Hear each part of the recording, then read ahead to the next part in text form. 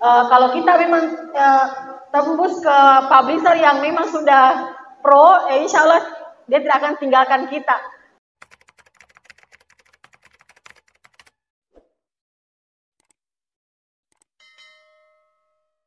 Assalamualaikum warahmatullahi wabarakatuh.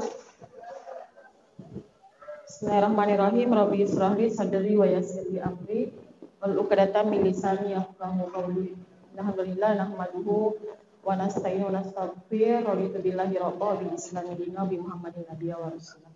Yang kami hormati Bapak Wakil Rektor 1, Ibu Wakil Rektor 2, Bapak Wakil Rektor 3, 4 juga hadir, Kepala LP3M sekaligus Kepala DSU dan Bapak Ibu dosen yang sempat hadir pada kesempatan ini.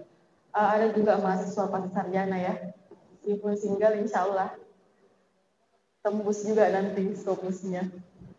Ya, baik Bapak Ibu sekalian, mengingat pertemuan sebelumnya kita sudah membahas beberapa hal dan ini adalah materi teori kita yang terakhir. Ya, jadi setelah itu kita seperti arahannya tadi oleh Pak Ketua LP3M bahwa ke depan insya Allah kita akan melakukan pembimbingan personal kepada Bapak Ibu terkait dengan proses kita dari awal penentuan metadata di Scopus maupun dimension sampai kepada jurnal finder atau kita memutuskan di manakah jurnal kita nanti akan kita publis. Bapak Ibu sekalian, sebelum kita masuk kepada teknis pelaksanaan penentuan jurnal tujuan, maka izinkan saya untuk sedikit merefresh kembali Bapak Ibu bahwa tentang sebenarnya apa muara dari karya ilmiah kita yang harus terindeks Scopus. Ya, selamat datang Bapak Wakil Direktur Sarjana. Ya, di sini dikatakan bahwa jurnal terindeks Scopus adalah jurnal-jurnal internasional yang berhasil masuk ke dalam database Scopus. Ya, Scopus ini adalah sebuah situs yang dimiliki oleh Elsevier. Itulah kenapa kalau kita terkadang kalau kita buka Scopus pasti ada Elsevier, tapi Elsevier itu salah satu publisher yang digunakan database itu untuk menentukan jurnal-jurnal yang kredibel. Kemudian selanjutnya Bapak Ibu sekalian, terkadang kita juga menyebutkan jurnal Q1, Q2, Q3, ya kita jabarkan terlebih dahulu ya. Jadi jurnal itu punya tingkatan, ya. Jadi kuartil 1 tadi sampaikan biasanya kita hanya melihat sisi nilai yang berupa angka, misalnya kalau kita mensubmit jurnal secara berbayar atau open access. Namun pada kesempatan ini kita bisa melihat sebenarnya ternyata ini adalah tingkatan-tingkatan dari kuartil jurnal di Scopus itu. Jadi kalau kuartil 1 itu merupakan tingkatan jurnal paling berkualitas dan memiliki pengaruh paling besar dari seluruh jurnal yang terindeks Scopus. Ya, kalau misalnya di jurnal itu ada 100 jurnal terindeks di Scopus, maka jurnal dengan tingkat kualitas 1 sampai 25 itu yang disebut dengan Q1. Jadi itulah kenapa memang juga terutama kalau kita mau mensubmit jurnal yang subscribe, yang tidak open access dan tidak berbayar, itu rata-rata jurnal Q1 karena mereka sudah memilah jurnal dan merupakan jurnal tingkat kualitas terbaik gitu. Selanjutnya kuartil 2. Jadi kalau kuartil 2 itu merupakan tingkatan jurnal berkualitas di Scopus yang memiliki pengaruh cukup besar. Jadi kalau tadi yang pertama itu paling besar, ya ini pengaruhnya cukup besar. Ya kalau ada 100 jurnal di Scopus, maka 26 sampai 50 itu adalah I2. Nah, ini biasa yang kita lihat di Scopus itu ketika dia mengatakan Q2. Nah, kalau Q3, kuartil 3 ini merupakan tingkatan jurnal berkualitas di Scopus yang memiliki pengaruh kurang besar. Ya, punya pengaruh tapi sudah berkurang ya. Misalnya kalau dia dari 100 jurnal itu dia urutan 51 sampai 75 kategori Q3. Kemudian kalau Q4, kuartil 4 itu ya 76 sampai 100. Ini masuk pada kategori Q4. Jadi itulah kenapa biasanya kalau kita melihat jurnal disarankan untuk memilih jurnal kuartil 3 sampai kuartil 1, Q3, Q2, Q1 karena kalau Q4 itu Bapak Ibu sekalian selain publish di Scopus, kita kan juga berharap jurnal kita itu disitasi oleh orang. Nah jurnal kalau ada orang yang mencari jurnal dan ingin mensitasi jurnal itu, biasanya yang muncul pertama itu semua yang Q1, Q2, Q3 di Scopus itu, karena memang mereka punya pengaruh ya, mereka memiliki pengaruh paling besar, kemudian pengaruh yang cukup besar dan kurang besar atau sederhana itu di Q4. Nah kalau di Q4 itu ini adalah tingkatan kita paling rendah di Scopus. Kemudian Bapak Ibu sekalian, dalam penentuan nanti itu, penentuan Scopus party itu biasanya kan terkadang kalau kita buka Scopus nanti kita coba cek langsung itu, terkadang tidak ada penjelasan dia Q1, Q2, Q3. Jadi nanti kalau kita buka Scopus itu ada presentilnya. Ya, jadi ada presentilnya. Jadi kalau Q1 maka presentilnya di range di 75 sampai 99 itu jurnal Q1. Kalau tidak ada bacaannya bilang Q1. Kemudian dia sebut presentil. Kemudian Q2 50 sampai 74, Q3 25 sampai 49. Terakhir Q4 0 sampai 24 presentilnya. Kalau tidak ada kata Q-nya, karena biasanya kita menemukan jurnal tidak ada kata Q1, Q2, tapi dia berbentuk presentil. Ya. Kemudian selanjutnya Bapak Ibu sekalian, ada beberapa cara untuk menemukan jurnal. Bapak Ibu juga mungkin pernah menempuh itu. Pertama ada Cimago JR. Jadi Cimago JR ini memang dia mengakses seluruh jurnal internasional yang ada, namun terkadang kekurangannya tidak update informasinya. Terkadang ada beberapa jurnal yang sudah discontinue tapi masih diklaim di Cimago. Jadi makanya kita kuatkan di Scopus.com. Atau cara ketiga, kita langsung ke publisher ternama ya, seperti Willy, Elsevier, SEC, Ibu Suleha kalau tidak salah tadi lagi jelajahi SEC ya, jurnal SEC tadi, Emerald, Cambridge dan lain sebagainya. Jadi ini kalau mau langsung ke publisher ternama seperti ini itu sudah tinggal kita coba, saya nanti datanya di Scopus kalau sudah dapat. Jadi ini biasa kita gunakan untuk melihat publishernya, melihat bagaimana kredibilitas dari publisher tersebut. Nah Bapak Ibu sekalian yang membuka laptop, mungkin kita bisa coba langsung mempersiapkan satu abstraknya yang sudah berbentuk bahasa Inggris. Ya, jadi abstrak Bapak Ibu yang sudah bahasa Inggris kita coba untuk melihat kira-kira di mana kira-kira jurnal kita diarahkan di Scopus. Ya, biasanya kita gunakan abstrak. Jadi Bapak Ibu meskipun tidak punya akun premium, ini bisa ya, hari ini kita bisa mengakses meskipun tidak menggunakan akun premium, itu kita bisa. Ya, selanjutnya kita masuk ke scopus.com dulu. Ya, kita ke scopus.com dulu. Ya, jadi Bapak Ibu meskipun tidak punya akun premium, kita bisa melihat data kita, apa jurnal tujuan kita.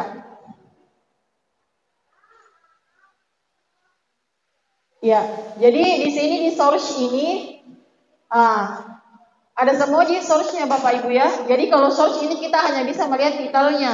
Titelnya misalnya saya belum masuk ya, misalnya Bapak Ibu di kependidikan ya, mau mencari lokasi jurnal untuk submit pendidikan misalnya, ya maka kita bisa mencari ini melalui titelnya. Bisa juga subjek areanya. Contoh misalnya ada yang agrikultural, Bu Ritmi ya, yang agrikultural misalnya, ya kita mau cari jurnal tujuan, ya, maka ada beberapa jurnal yang yang di sini kira-kira mungkin skopnya sama dengan jurnal yang dimiliki artikel yang dimiliki oleh Ibu Ritmi. Nah di sini misalnya yang pertama ada studies in ekologi, jadi sudah ada site score-nya, ya dan lain sebagainya yang ada di sini. Nah kalau kita ada high presentilnya Bapak Ibu, kita perhatikan ini high presentilnya. Jadi meskipun kita tidak buka apa itu Q1, Q2, Bapak Ibu sudah bisa melihat kalau 99% presentilnya berarti ya sudah Q1. Ya. Kemudian banyak ya, contoh kita buka satu untuk melihat lagi secara detail jurnal tersebut seperti apa. Ya, jadi Bapak Ibu ini juga looknya kita bisa melihat, oh apakah jurnal ini mungkin terbaca perlahan atau tidak. Ya, misalnya di years currently covered. Ya, jadi dia dari tahun 1996 ya. Kemudian dari 1998 sampai 2000, nah dari 2022 sampai 2024 dia menerbitkan menerbitkan jurnal di sini. Ya.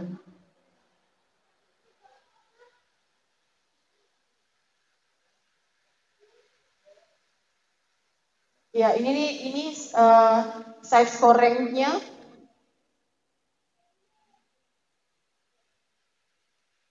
Ya.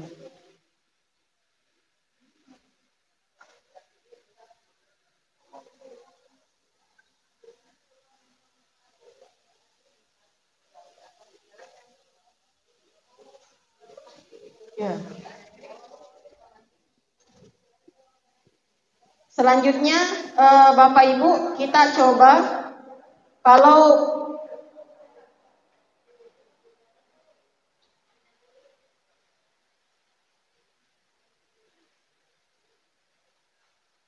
dia tidak mau kembali ya. Oh iya. Nah, selanjutnya kita mencoba untuk titel ya. Misalnya judul.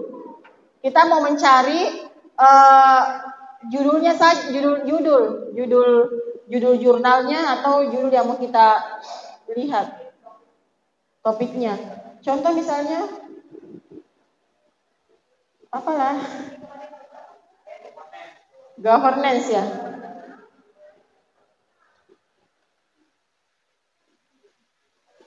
Ya. Sorry, governance. Nah, ini sudah banyak muncul, kita find source dulu. Ya.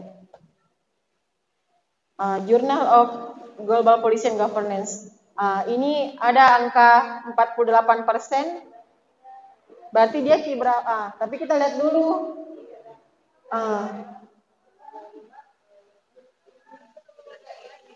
Ya, ini sudah discontinue.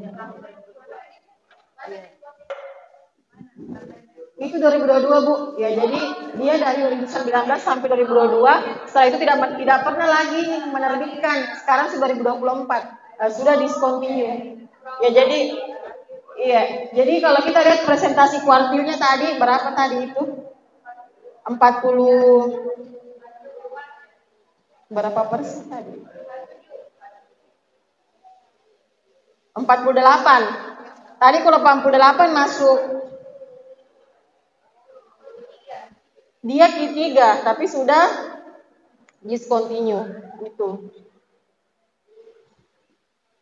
Jadi Bapak Ibu kalau misalnya nanti mau terbitkan jurnal atau sudah punya jurnal tujuan, dicek saja di scope seperti ini, di enter saja mau apapun itu, mau publishernya atau mau ininya itu sudah bisa. Ini mau publishernya, ISSN-nya yang mau di ini, Pak Dokter Pak Haji, ada Scopusnya bisa kita cek dulu satu. Ya. Iya, Scopusnya Bapak. Titel publish nama jurnalnya Bapak. Enggak, punyanya Bapak di situ. Datanya saja Pak. Apakah di mana gitu? Iya. Apa nama publishernya Pak? Ini aja. IOP Conference. Bisa dibuka dulu Pak, diklik dulu Pak, kita lihat Pak bisa.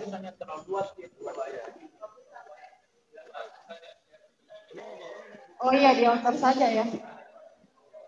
Oh iya. Di mana? Oh di search ya. Oh iya. Oke.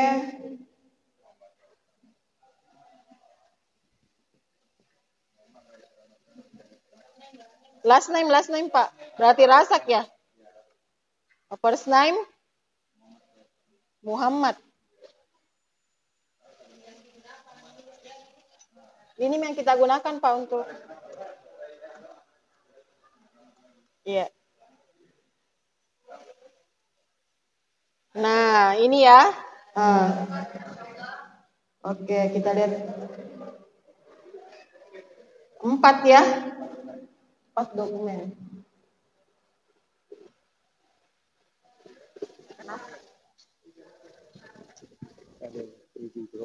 Oh iya, Pak. Oh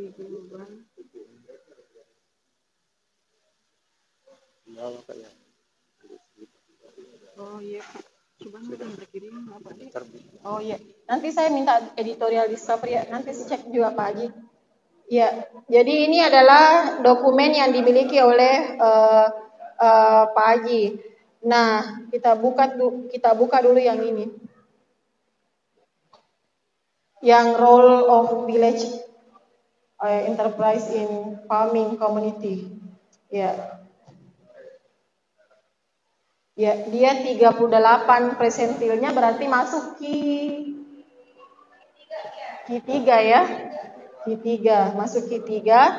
Coba kita lihat ini adalah publishernya Bapak Ibu ya. International Journal of langsung saja kan dia. Langsung saja ya. Discontinue. Ya, ini yang bermasalah kemarin katanya Bapak. Ya, jadi ada masih tersimpan Bapak, ya tersimpan jadi Scopus, tapi kalau untuk syarat khusus itu tidak bisa digunakan, tapi ada tersimpan di Scopus.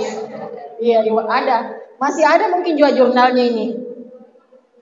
Iya ada. Cuma untuk syarat khusus biasanya tidak bisa ini. Ini ada kok PDF-nya juga. Berarti ini kemarin berbayar ya Pak? Ini berbayar kemarin ya? Iya. Iya, bisa di ini. Kita buka yang book chapternya Bapak. Ini Bapak punya juga book chapter. Iya, ini modern perspektif.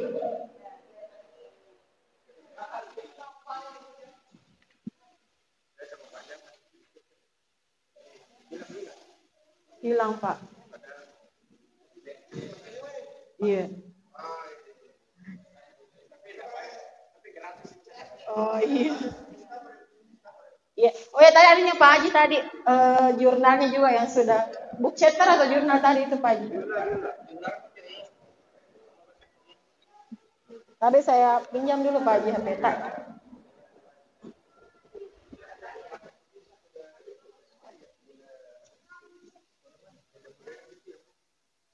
Ya, saya enter dulu penulisnya Pak Dr. Syamsuta. Oh, ini baru. Oh ya, berarti saya cari jurnalnya saja, Pak ya.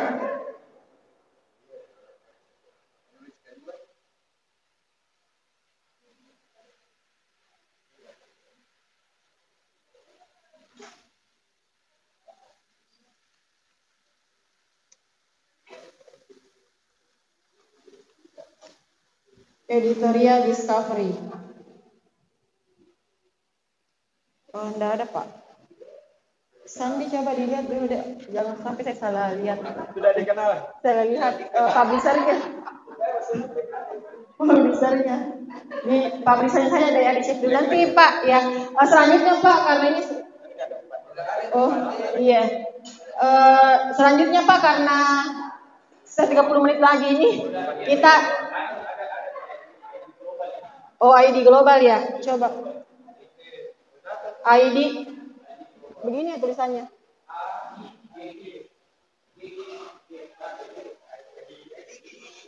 Sebut dulu. Oh, EG. Yang begini ya? Silakan. Oh, IG.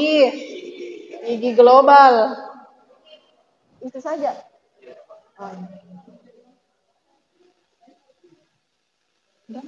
Oh, sorry.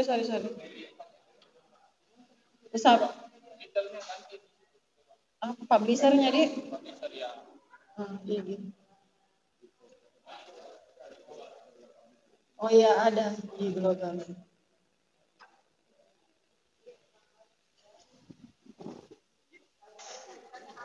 Kenapa enggak mau? Sandi enggak ada.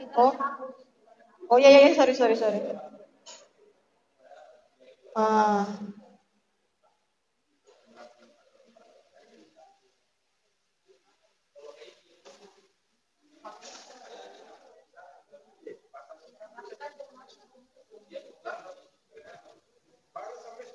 enggak, mana itu yang mana yang di situ di antara itu yang mana dia ada? Iya, Pak Haji sudah ada minta.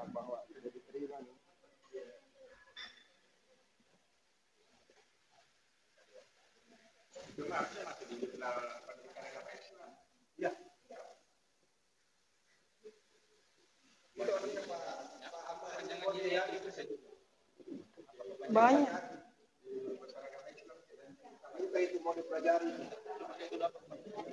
Oh, banyak bisa juga.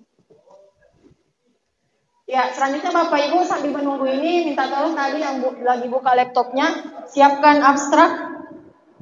Kalau cuma sudah ada abstraknya bahasa Inggris. Iya. Oke.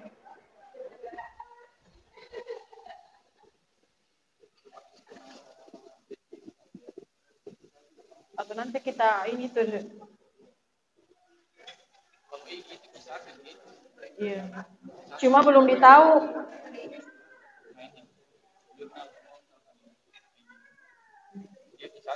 Iya, kisah tuh Pak Haji ya. Jadi tadi Pak Dr. Haji Samsutam itu tadi gimana kisah tuh. Sandi bisa mungkin minta tolong saja deh supaya cepat. Bapak Ibu sekarang kita jurnal pendek dulu ya. Jadi kita coba dulu untuk Xavier mungkin ya. Ini yang paling kuat di antara yang lain kita Elsevier Journal Finder. Diklik ya Bapak Ibu. Elsevier Journal Finder. Nggak mesti masuk di Scopus dulu. Langsung saja. Oh iya, dikirim ke grup kelas. Coba di kelas. Kok saya nervous? Deg-degan terus. Oke. Ya, jadi bisa langsung find jurnal. Di sini ada match my abstract ya, atau mau pilih match search by keyword. Jadi disarankan sebaiknya match my abstract saja supaya bisa dilihat. Oh, contoh abstrak ya. Buka dulu. Itu yang semester 1 boleh. Iya. Iya, ini salah satu contoh abstrak ya. Iya. Oke, Bapak Ibu sudah dibuka ya Bapak Ibu. Ya, langsung kita masukkan di situ tadi. Di match, di copy dulu ya. Ya, di copy dulu, kemudian setelah itu kita masukkan ke match my abstract. Ya, jadi sekarang setelah terpaste di sini, ya kita bisa find jurnal yang matching dengan abstrak yang kita punya.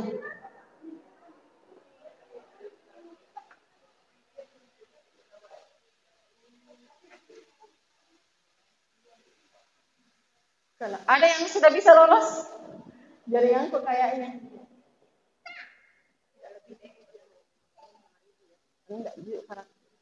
Coba enggak maksimum, enggak lebih jadi 5.000 karakter itu. Enggak, di karakter bukan word, karakter. Enggak ya.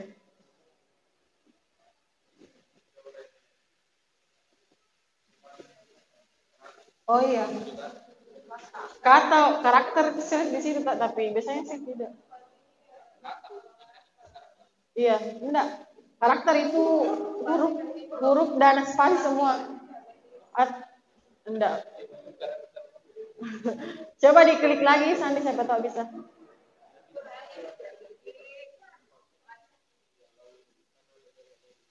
Atau iya sampai di SGDG saja itu titik. Iya. Iya, maksudnya ada tidak yang sudah lulus?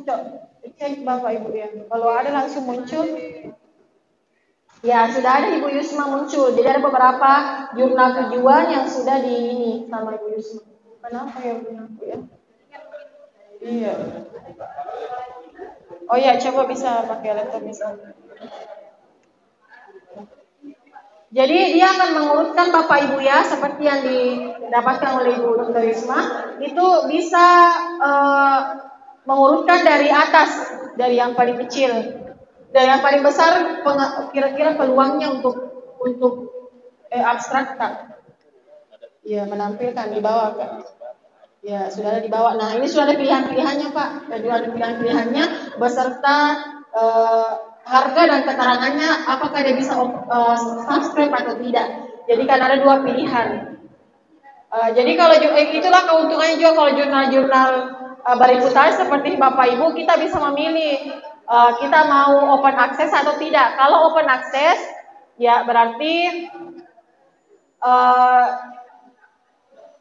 tidak mau jadi kita, berarti jaringan. Tapi Pak Lukman pakai jaringan lantai 3 kan? Oh, jaringan khusus. Sudah Sandi pakai jaringan khusus juga Sandi?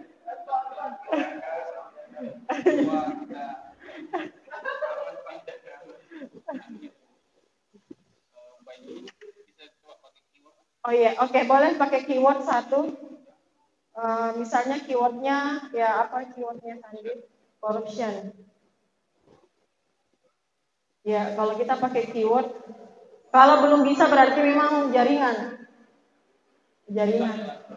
Iya, biasanya langsung muncul. Oke, kalau begitu kita, karena sudah ada tadi ya Bapak Ibu, Pak Syarif juga sudah dapat ya? Belum, maksudnya jaringan. Oh iya. Kalau gitu kita masuk di Willy, coba Santi. Kita lihat ya, ini tampilan Willy bisa diteruskan juga ke Bapak Ibu di kelas. Ya, jadi selanjutnya ada juga publisher Willy, kita bisa teruskan juga kelas. Ya. Oke. Nah, ini kalau kita mau lihat Willy Bapak Ibu. Jadi kalau Willy itu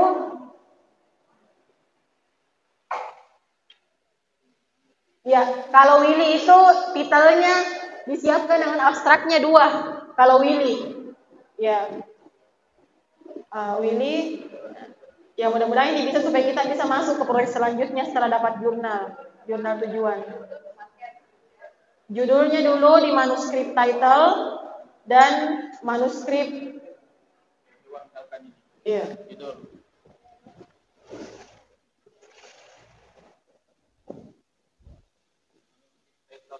Ya, manuskrip title, kemudian selanjutnya manuskrip abstrak.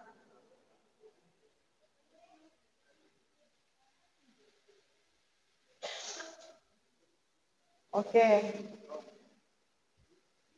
Ya.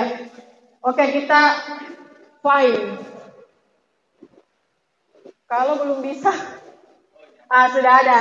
Ya, jadi Bapak Ibu ini adalah jurnal dia rank teratas. Jadi ini ada relevansinya. Di relevansinya itu kalau dia full hijau semua berarti sangat relevan dengan kita punya abstrak dan judul. Ini kisahnya yang bisnis strategi and environment itu sudah agak low 2 ya. Ada 1 tapi dia masih matching, masih sesuai. Tapi ya nanti kita pelajari. Misalnya kita buka yang paling pertama tadi Pak Sandi.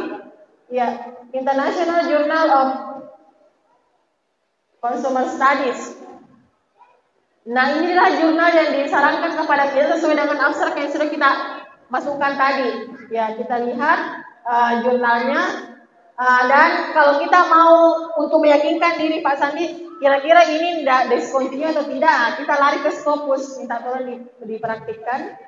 Ya, jadi kita masuk ke title, terus kita lihat nama publishernya.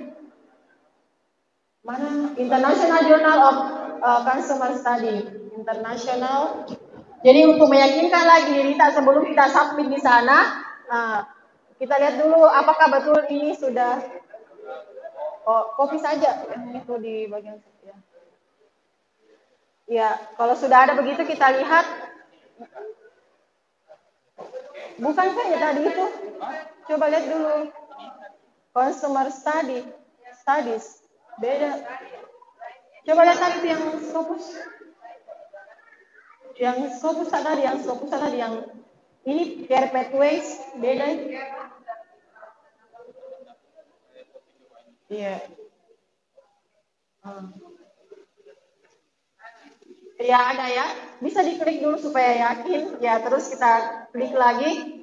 Wow, Q1 97%. Ya makanya saya bilang dia akan mengarahkan kita juga ke jurnal yang paling berkualitas. Nah, dari 2001 sampai 2024. Ya. Iya, kalau di file Pak, kita pilih satu jurnal. Ya, kita klik jurnalnya, diklik Pak. Ya, diklik jurnalnya.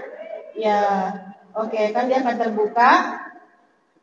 Di sini sudah diarahkan kita ke platform jurnal yang bersangkutan. Kalau mau submit sudah bisa di sana nanti. Tapi kalau mau yakinkan dulu diri tak Pak bahwa ini jurnal sudah ini ya kita copy dulu judulnya. Judulnya kan Environment Quality Management. Nah itu yang kita cari di Scopus Pak. Iya judul publishernya kita cari di Scopus. Diklik nanti di source di sumber Pak. Oh bahasa Indonesia namanya Pak Lukman. Oh iya. Ya. Di sumber Pak. Di sumber klik tuh sumber. Oh seperti ya. Baru kita klik ganti subjek area menjadi klik Pak menjadi titel judul.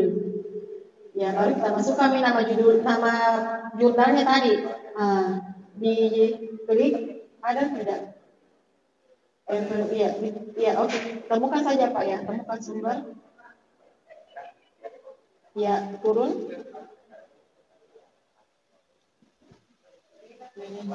Iya, itu 89 berarti Q1 juga Pak. Kita buka dulu satu lagi, kita buka lagi satu.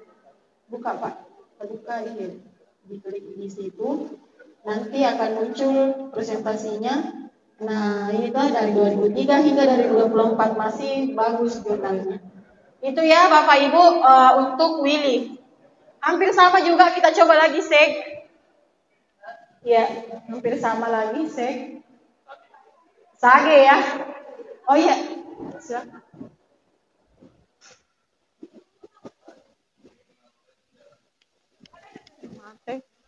Jangan terlalu lama karena misalnya ya. Jadi Bapak Ibu, saya sedikit tambahkan sedikit saja. Coba tadi di bagian yang pertama tadi jurnalnya, yang pertama tadi jurnalnya yang masih kopinya sampai sekarang.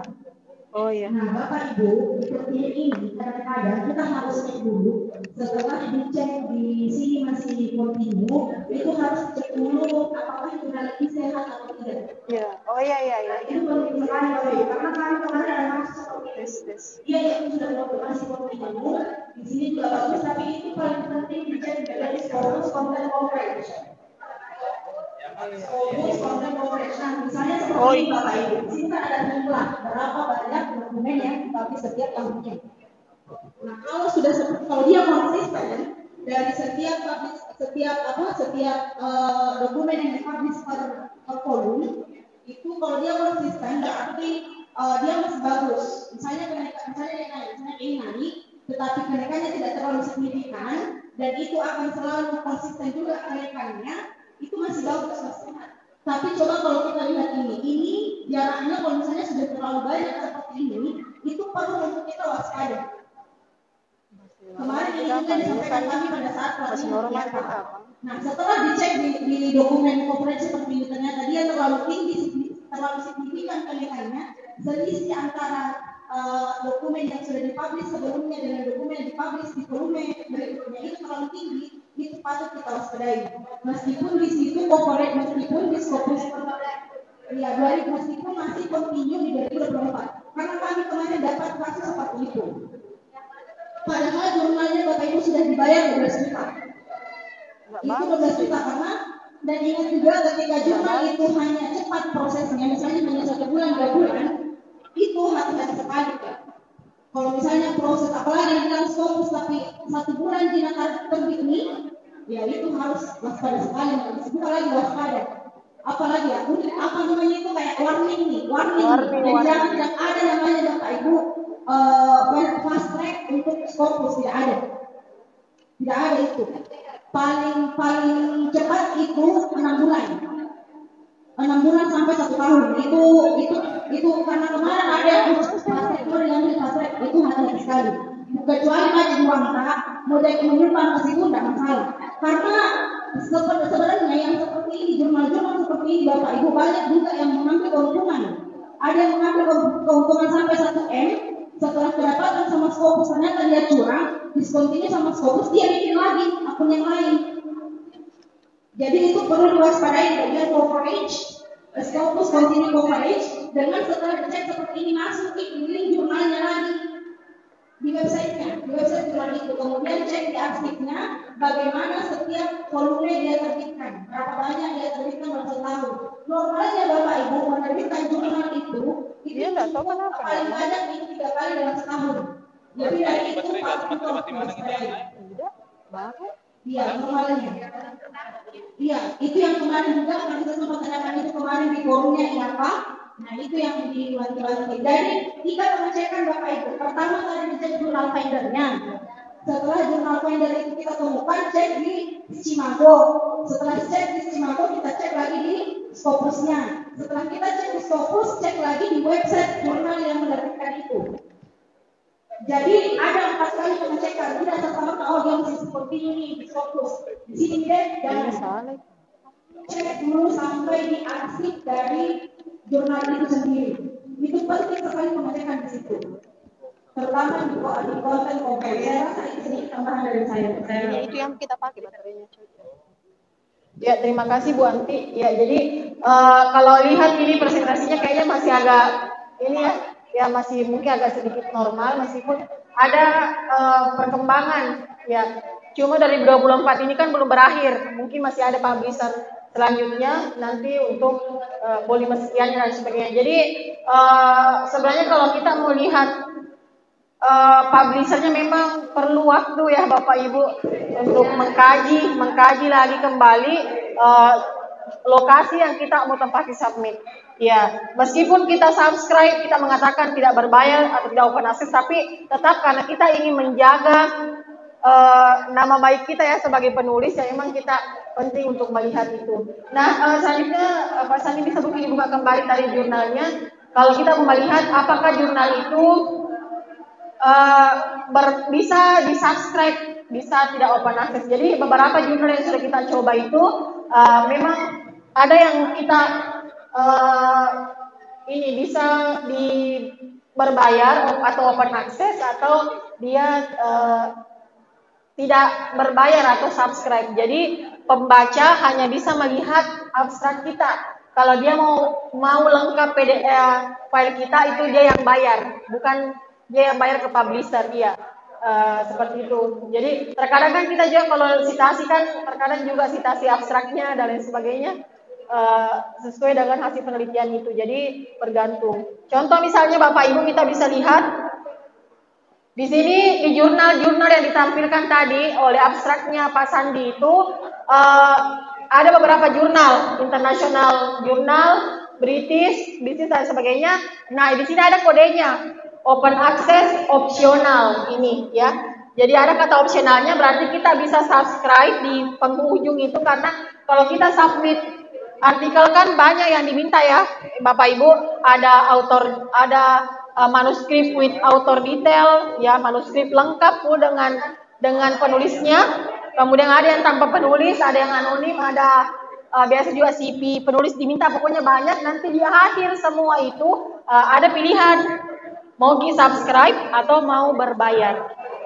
Itu. Jadi ada juga biasanya mengatakan cepat kayaknya kalau berbayar. Kalau jurnal yang sudah terdiri Scopus kualitasnya baik Bu, dia tidak melihat bayaran kita, tapi dia lihat kualitas jurnal yang dia terbitkan. Karena teman kami di UNY Yunus yang dari Pakistan itu berhasil terbitkan lagi di Emerald kalau tidak salah, itu yang tugasnya Prof Eko itu 1 tahun pas sesuai dengan kita masuknya kemarin di UMBM. Jadi Bapak Ibu jangan menganggap bahwa kayaknya kita ini karena subscribe, tidak, tapi betul-betul kalau jurnalnya berkualitas itu pasti akan ini. Meskipun kita berbayar misalnya dengan beberapa dolar itu tetap akan direview kalau memang itu jurnalnya jurnal yang punya kualitas di wilayah mementingkan mutu gitu Bapak Ibu. Jadi ini contohnya, jadi beberapa jurnal itu yang bisa opsional. Jadi Bapak Ibu kalau punya tulisan, nanti kalau kita selesaikan analisis bibliometriknya, Bapak Ibu masih urung untuk membayar, misalnya ya kita coba yang subscribe. Ya, jadi di sistem jurnal itu juga ada istilah transfer jurnal Bapak Ibu. Misalnya Bapak Ibu submit di Elsevier, kemudian tidak sesuai dianggap tidak memenuhi kriteria, nanti disarankan untuk pindah jurnal tapi publisher yang sama. Jadi tenang saja kalau misalnya jurnal kita di reject, ya mereka mengatakan mau pindah transfer. Jadi kita tidak perlu lagi jurnal vendor, misalnya kalau Bapak Ibu mau langsung pindah. Jadi kalau pindah langsung pindah naskah kita. Meskipun memang ada beberapa yang harus direvisi, misalnya di gaya penulisan dan sebagainya. Jadi kalau kita memang tembus ke publisher yang memang sudah pro, insya Allah dia tidak akan tinggalkan kita meskipun dia tidak menerima tulisan kita. Seperti Pak tadi sampaikan, tadi, meskipun dia reject, dia akan kasih kenapa di reject, jadi perbaiki lagi untuk disubmit lagi di tempat yang lain. Jadi meskipun cuma satu, misalnya Bapak Ibu ya, kalau Bapak Ibu tidak punya waktu untuk membuat banyak jurnal, satu saja kita rawat, kita perbaiki terus sampai akhirnya kan bisa. 2, boleh malah 2 dan sebagainya. Jadi kalau mau pakai misalnya analisis bibliometrik kan bisa banyak. Ya, tapi kalau penelitian Bapak Ibu dengan mahasiswa kan misalnya terbatas. Misalnya Bapak Ibu punya penelitian dengan mahasiswa, bimbingan, tahun ini kayaknya satu yang bagus deh begitu. Jadi itu yang dirawat. Ya, tapi kalau misalnya analisis bibliometrik kan banyak juga skop atau tema yang bisa kita jadikan sebagai jurnal. Itu saya pikir Bapak Ibu terkait dengan open access atau tidaknya jurnal kita. Jadi mungkin ada pertanyaan dulu Bapak Ibu terkait, ya atau ada tambahan? Iya, oke. Jurnal predator. Iya. Nah ini kan yang bahaya untuk jangka panjang apakah kita tetap menjadi terkait dengan jurnal-jurnal seperti predator. Kalau nanti tadi katakan di sini ada progres. Nah, sebenarnya ini masih dalam kategori normal. Kenapa? Ini masih wajar karena tren peningkatannya masih stabil. Ya kan setiap tahun bertambah. Kemudian ini kan masih present ini 2024 baru berakhir. Jadi wajar untuk jumlah dokumennya masih di bawah angka 140. Bisa saja nanti kalau sudah masuk tahun 2025 bisa saja menjadi 200 di sini. Ataukah 230. Yang tidak wajar ketika 2023 140, 2024 1000. Nah, itu tidak wajar.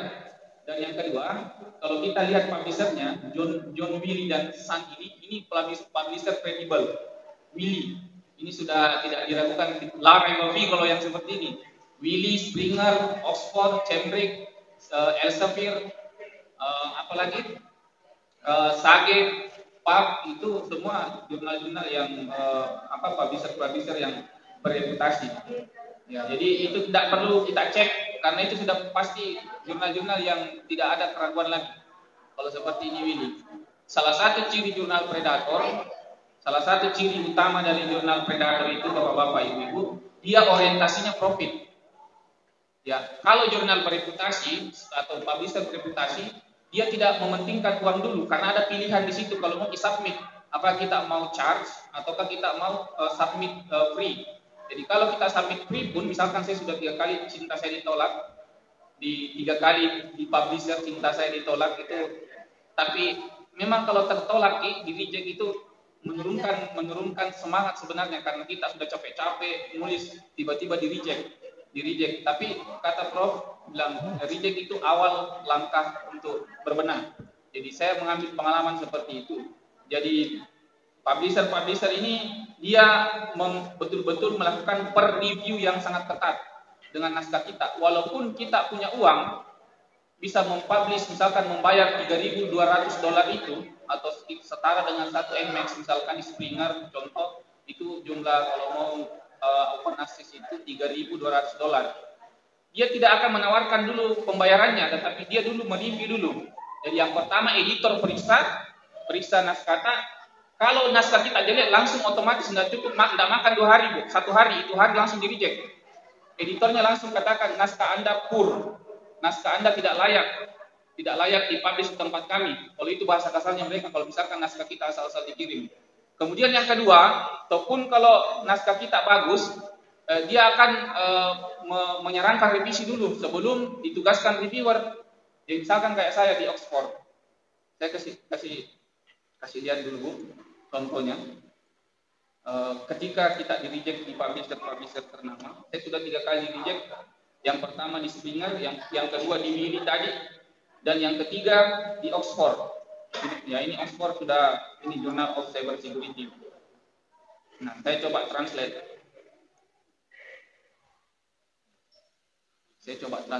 Bapak Lubis, wah ini nama bapak saya nih. Bapak Lubis yang terhormat, terima kasih telah mengirimkan naskah yang berjudul Cyber Security and Electronic Participation. Ini belum ke reviewer ini Bu, baru editor. Jadi dia sudah bilang, naskah yang Anda telah dievaluasi di editor kami, mohon maaf memberitahuan kepada Anda naskah tersebut meskipun menarik, tapi kami tidak dapat menugaskan reviewer untuk meninjau. Jadi dia tidak menugaskan reviewer, alasannya dia tidak mengkritisi naskah saya, bilang ini bahasa Inggrisnya tidak bagus apa dan sebagainya, tidak ada saran dan masukan. Dia cuma bilang karena jumlah naskah terus meningkat, kami harus sering mengambil keputusan sulit untuk menolak naskah. Saya tanya ke Prof. Nurmandi, apa maksudnya ini? Prof. Nurmandi bilang naskah kamu itu bagus, cuman karena di Oxford itu antriannya panjang untuk gratis, maka takutnya kalau kita menunggu 1 tahun, 2 tahun, padahal kita bisa submit di tempat lain. Jadi dia sarankan kalau bisa kamu submit di jurnal lain. Nah, kalau ini contoh Bu yang di reject tapi tidak dikasih masukan. Dia cuma bilang pindah ke jurnal lain karena jangan sampai Bapak ini menunggu lama. Kalau di reject dengan saran, ada contohnya juga Bu. Ini di Springer, saya submit di artikel. Ini artikelnya berbeda Bu. Jadi tidak boleh submit satu naskah di berbagai artikel karena itu etika. Jadi itu etika. Jadi dia betul-betul menyarankan kita untuk 1 kali submit dulu. Kemudian ada ini contoh submit dengan ini lain juga ini.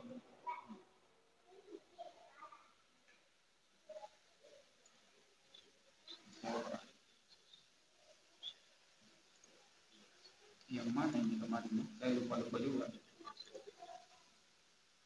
Jadi di tulisan saya itu dia mengkritisi persoalan plagiarisme. Padahal saya sudah Turnitin, saya sudah cek Grammarly-nya, skor di Grammarly saya itu 98%. Jadi skor bahasa saya di situ 9/10. Yang dia kritisi Turnitin-nya. Saya cek Turnitin saya secara manual, saya terdeteksi di angka 8%. Kalau saya yang periksa, tapi ketika editor publisher ini yang periksa 36%. Berarti ternyata tools yang saya pakai masih lemah, tidak bagus. Nah, jadi saya pakai tools bawaan Grammarly juga untuk Turnitin. Mungkin ada tools-tools yang bisa kita ya. Nah, ini ada juga ini dari ini yang proceeding kemarin. Ya, kalau yang proceeding kemarin alhamdulillah sudah keluar LOA. Yang kemarin dari proceeding keluar LOA yang Scopus. Jadi ini tinggal jurnal. Jadi saya pikir ini Bu, penting untuk memeriksa jurnal-jurnal tak. Jadi tadi sudah Ibu Yayu sampaikan dan Ibu Ati juga kasih tambahan. Saya pikir ini menjadi wawasan baru untuk kita. Lanjutkan. Ya, terima kasih.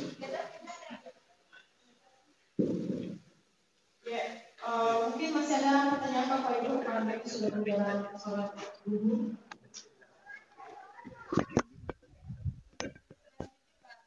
Iya, insya Allah pertemuan berikutnya sudah apalagi sebenarnya itu ya menulis, tapi kita praktik memang ya dibimbing pembimbingan kelompokan. Oh ya, silakan Bu. Namun pertanyaan saya, misalnya kita sedang mengerjakan untuk bimbingan atau paper terkait dengan kendala yang sedang kita alami, itu kita bisa menghubungi siapa atau ada waktu khusus yang disiapkan atau seperti apa ini? Oh iya, jadi pertanyaannya Bu Suleha, dalam rangka menjalankan rutinitas kita ini, kalau belum waktunya hari Sabtu misalnya, tapi sudah butuh untuk dibimbing, ya bagaimana kira-kira itu? Bu Anti mungkin ada saran? Tapi Pak Ahmad, pertanyaan dari Bu Suleha, ini kan ke depan peserta sudah serius ingin berusaha nikah sampai ke summit Pak ya. Namun ketika perjalanan mengerjakannya di meja masing-masing itu ada kendala, di mana seharusnya menghubungi begitu Pak. Iya, jadi ada salahnya tadi Pak, kita katanya bagi per kelompok, bagi pembimbing katanya kalau misalnya ada yang mau di. Jadi kalau misalnya Bapak Ibu butuh pembimbingan yang sampai kegiatan kita pada pertama sampai akhir, sebenarnya lantai 5 yang di belakang ini terbuka untuk yang mau setiap waktu yang penting di atas sana ada sertifikat dengan Yaya Suti. Nanti kalau misalnya butuh bantuan kami juga bisa merapat ke sana. Iya, jadi lantai 5. Jadi lantai yang penting cek dulu sebelum naik di atas karena siapa tahu ada kegiatan yang bersamaan. Yang jadi Bapak Ibu yang betul-betul mau serius untuk mengfollow up kegiatan ini dari pertemuan pertama sampai pada summit. Nah itu lantai 5 sebenarnya terbuka dan Pak Rektor juga selalu memang sampaikan itu, yang mau silahkan ke lantai 5. Bahkan anak mahasiswanya pun yang S1 itu juga mau diperlakukan sama seperti ini. Jadi kalau misalnya memang ada yang mau, saya rasa lantai 5 cocok untuk itu, dan di atas juga sedikit lebih tenang dibanding di ruangan-ruangan yang lain. Jadi saya rasa itu. Ya, jadi untuk sementara itu mungkin ya Pak Ahmad, choose-nya untuk kedepannya insya Allah kita bisa komunikasikan di lantai 5 bagian belakang gitu, yang bagian belakang itu tempatnya memang untuk kita share khusus dan sebagainya. Insya Allah, namun dikonfirmasi dulu Bapak Ibu biasanya, karena biasanya kita juga mengajar, tetapi sekarang kan bukan waktu mengajar dan beberapa aktivitas akademik yang lainnya. Oke, itu saya pikir Bapak Ibu dan juga mahasiswa pada kesempatan ini. Kalau tidak lagi mungkin saya serahkan kembali ke Pak Sandi karena beliau tadi yang buka untuk mengakhiri kegiatan kita pada siang hari ini.